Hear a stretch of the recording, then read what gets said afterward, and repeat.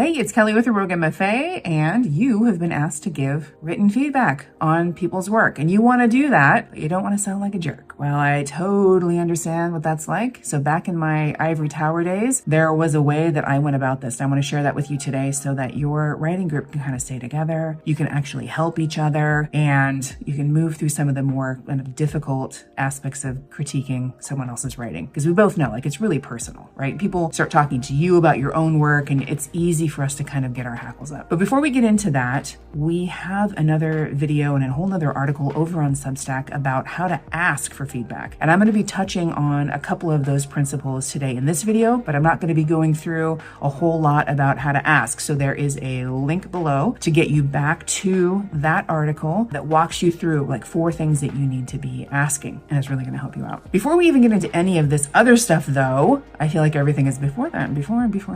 Before we get into all of that, I do just want to say to you that if you are in a group and you are encountering somebody in the group who, like, it doesn't matter how nicely you give this feedback, it doesn't matter how dead right you are about this feedback, if they're pissed off at every kind of feedback that you give them, they're not looking for a feedback group.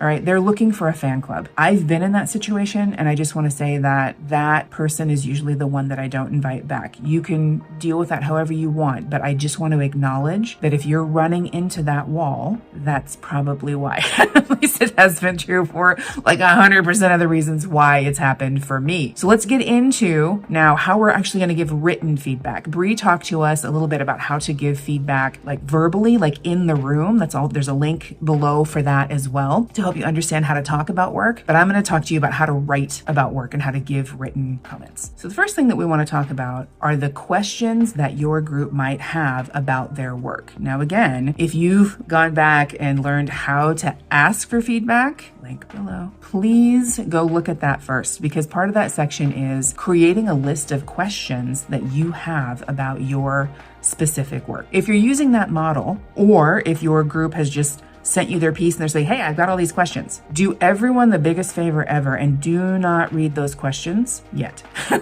Not ever, yet. Like, I want you to copy those questions and paste them at the bottom of their piece of work. And the reason why I'm saying that, don't look at them before, because a lot of times questions are things like, I'm trying to differentiate this character from this one. Did it work? Almost every single one of them is, did it work, right? Well, if you know that they're trying to do something going in, I tried this new plot twist between blah, blah, blah, blah, blah, and this and that and the other thing. Did it work? Well, shit, now it didn't work, because like you know what's coming, right?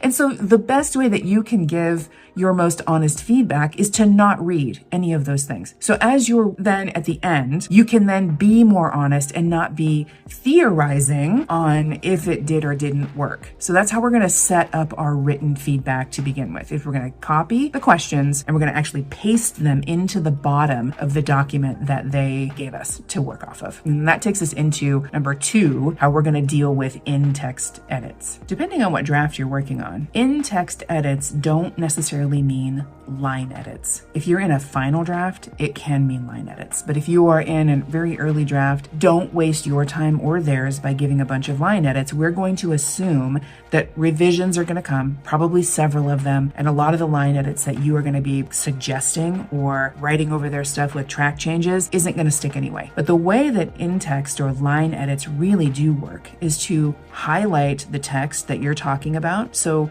your writer, your friend in your group knows exactly where you're talking about, what passage specifically that you have comments about. Because otherwise you start to get into like, well, it's kind of, in that one part, it's not as helpful. So when you grab that text, you highlight and you put in the comment, this is where you can give context around what it is that's going on. And also they can look at their work and they can kind of put them both side by side. They can see exactly where you were and why you said what you said. So here is where I would say something like, I tripped reading this sentence a couple of times. Is there a word missing? Or maybe I'm tired, but is something happening? And I always want to frame that in a question. Did you mean, I took this to mean X? Is that what you meant?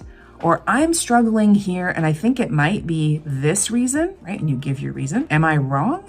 Or is this right? Does that make sense? Do you need me to clarify? Anytime I'm doing in-text edits, I try to do everything I can to stay away from prescriptive editing. I used to be a very prescriptive editor. it was not as much fun to get notes from me. But now, no, after teaching so many classes and so many students, I really fall into the question asking model. And part of that means those contextual comments can usually begin with something really positive. Like, I am so invested in this story at this point. I really want to know more about this part of the setting, this part of the character's arc, this part of their reasoning, like why they're doing what they're doing, right? So that also, again, the more context you can provide the writer, the better the experience is going to be for them, so that they know, like, oh, right here, oh, they are invested, right? Also, it's a great place to flag stuff that you loved. This was hilarious. This was the best part of comic relief that I needed. Don't get rid of this. Often, if we don't know that it is working, sometimes we cut that stuff out and it should have stayed. We want to say, great, I'm confused. Do you mean this? We want to clarify some questions, or I don't understand, or I don't think you need this particular thing, and here's why I don't think you need this. And that leads us into the last part of giving written feedback, which is the end note. And that's going to comprise of a few parts. The first part we want to say is, this is what I read. And what you're going to do is kind of parrot back to them. This is what I read that you wrote. This is what I got from it. I have been so surprised by some of the things that people have given me back in written feedback. And I know that some of my students were there like, that's what you thought this was about? It can be really surprising, or, oh, hallelujah, you got it. This is also really helpful for you going forward to practice doing this, because at some point you're going to have to write a synopsis.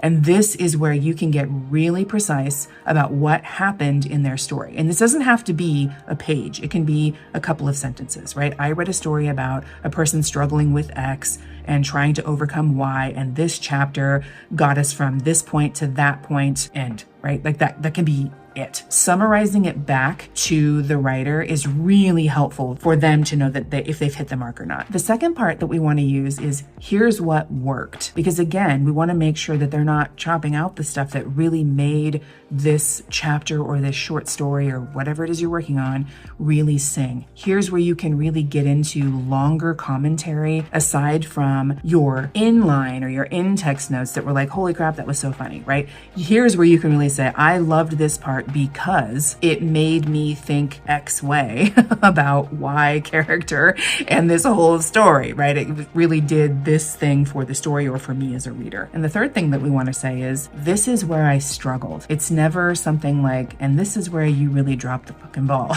Like, sometimes you want to say that, but we're not going to frame it like that, right? Because we're good friends. We like each other. We want to like each other at the end of this, right? So this is where I struggled. And again, it's doing the same work as this is what's working. It's going to allow you to add way more context around things that you had already noted, maybe in text. But now you can talk about it even more. And you can say, this is where I struggled. And I'm really having a hard time connecting with this character or connecting with their motivation. And I think that this might be the reason why. So in this part of where I struggled is kind of a sneaky place for you to offer solutions for why things aren't working for you, and framed in a questioning way. Were you trying to go for that, right? Like, I don't understand it, but was that even the direction you were going, right? Because there's so many times that we get into a writing group meeting and holy shit, like they'll take off on a tear and you're like, that's not even what I was trying to do. It's a waste of everyone's time. So here is again where you can start to ask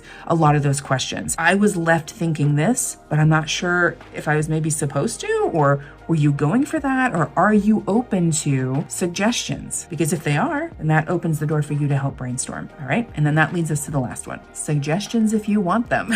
This is just a place that this writer can absolutely disregard. But if you do have suggestions for something, or in the questions that they had about their piece, they may have asked, I think that this is working, but maybe not. And if it's not, what the hell should I do to make this thing work, right? So in this part of like suggestions, if you want them, this is an excellent place to start laying that out. Hey, in your questions, you asked about this, or in the things that I thought were working well, I thought that they were working well, but also if you chopped out that last sentence, oh, it would have hit even harder. Up to you. Everything is up to you. Everything is if that feels like the right direction that you want to take this work. Because I have to say, like, I've been in I know, guys, I have read hundreds and hundreds of pieces of work that were not my cup of tea, right? And when you teach writing at university, man, you've got 20 students in your class, not kids, they're students, 20 students in your class, and they're writing all manner of things.